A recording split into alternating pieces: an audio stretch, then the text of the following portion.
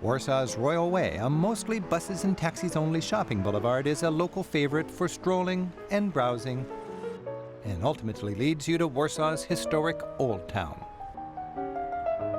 The castle long served as a royal palace. Sigismund III, the great king who moved Poland's capital from Krakow to Warsaw in 1596, stands overseeing everything. And the city's legendary mermaid welcomes friends while keeping out foes. The grand city of Warsaw experienced more than its share of hardships in the 20th century. As with the rest of Poland, the real tragedies came with the Nazis and World War II.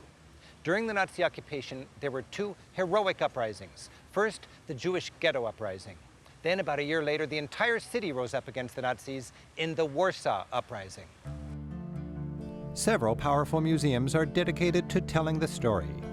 By the 1930s, Warsaw, with 350,000 Jews, was one of the largest Jewish cities in the world.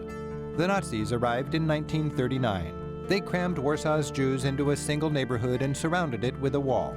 As more Jewish people were moved in from the countryside, Warsaw's ghetto was soon the miserable home of well over 1 million people. By 1942, half of the Jews in the ghetto had died of disease or starvation. The Nazis began moving people out at the rate of 5,000 a day to nearby death camps like Auschwitz. The population of the ghetto was down to about 60,000 when those who remained realized they would die even if they did nothing. They decided to stage a courageous uprising. Hopelessly outgunned by the Nazis, the uprising was crushed.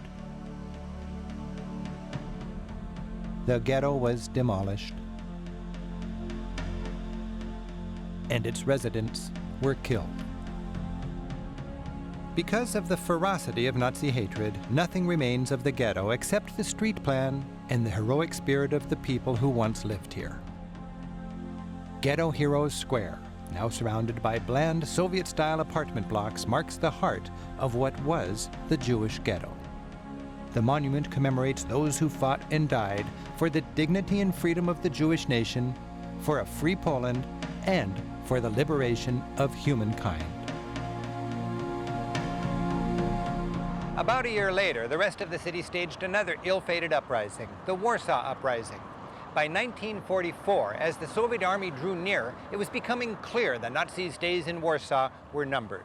With the expectation of help from Soviet tanks which were gathering just across the river, it seemed like the right time to attack.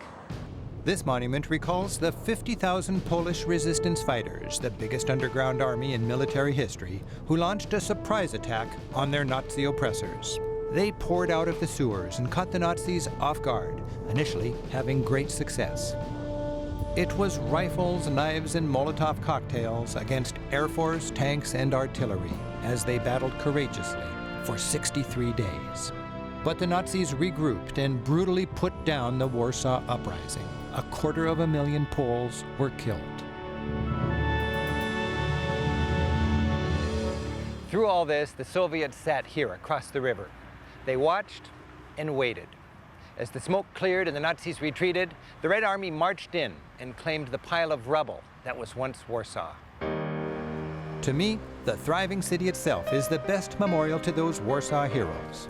Today, as you explore, it's hard to imagine that by 1945, nearly 2/3 of the city's pre-war population was dead and not a building was standing in Warsaw's Old Town. Virtually everything you see is rebuilt. Before the war, Warsaw's Old Town Square was one of the most happening spots in Central Europe. And today, even the higgledy-piggledy charm of the buildings has been painstakingly restored. The colorful architecture reminds locals and tourists alike of the pre-war glory of the Polish capital.